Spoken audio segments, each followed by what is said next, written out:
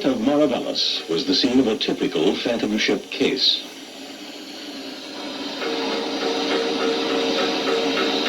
In July 1992, the cargo ship Gina 3 arrived here and presented its papers to the port authorities.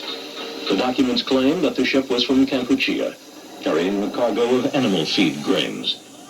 Customs checked the papers and allowed the ship to discharge its cargo to the Far East General Feeds Corporation, a Japanese company based here in the Philippines. All very normal. Or was it?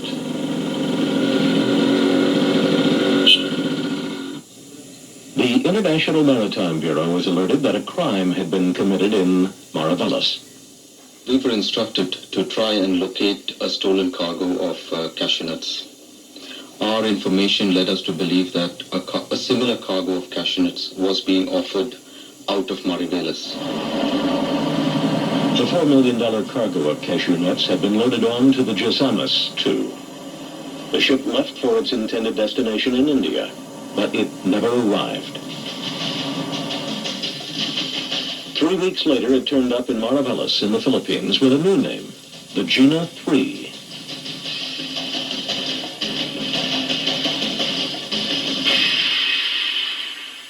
We went and made inquiries to see what cargo had been discharged from the Gina 3.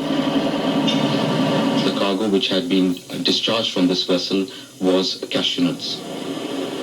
It was clearly the stolen cargo, still packed in the owner's original jute sacks, with easily identifiable markings. A classic case of a phantom ship operation. But what about the Far East Company? How did they fit into all of this? They were the agents for the vessel, which must indicate that they knew who the owners were, and they were in touch with them. Now we know that the owners of the Gina 3 and the owners of the Jasamus are one and the same. And the owners were involved in stealing the ship, breaking arrest in Singapore and bringing this cargo to the Philippines unlawfully. The cargos arrived at Mariveles, Bataan. It is properly documented. They have their own documents to support their cargos. It was cleared by the custom people. It was cleared by the Coast Guard. That's it. So we received the cargo. Whatever happened before, we do not know. We are absolutely innocent on what happened before, insofar as Paris General Feeds Corporation is concerned. And even assuming, Peter, that something happened, that is not the concern of Paris. Our only concern is that your documents is proper. Far East General Feeds Corporation certainly knew that the cargo that they had imported was not the cargo that they had declared to the authorities in Mariveles.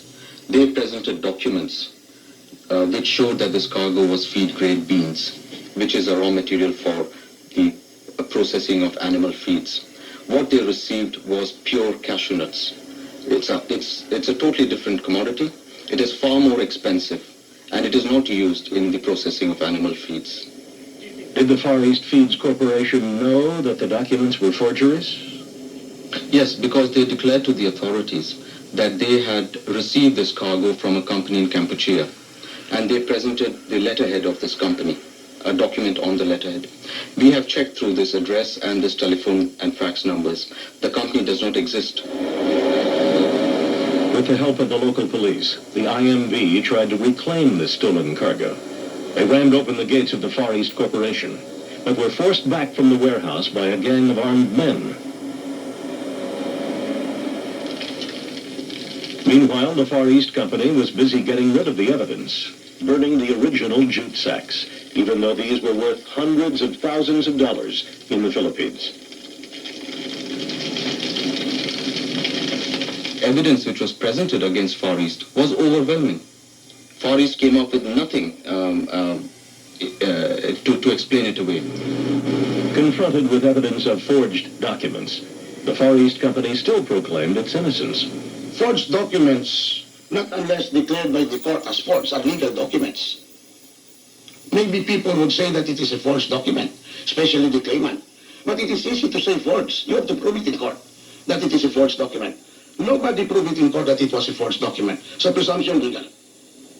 Does the IMB think one of the problems is that there's a lot of corruption in the Philippines, and that's why they were unable to get satisfaction through the courts? That is our view, yes.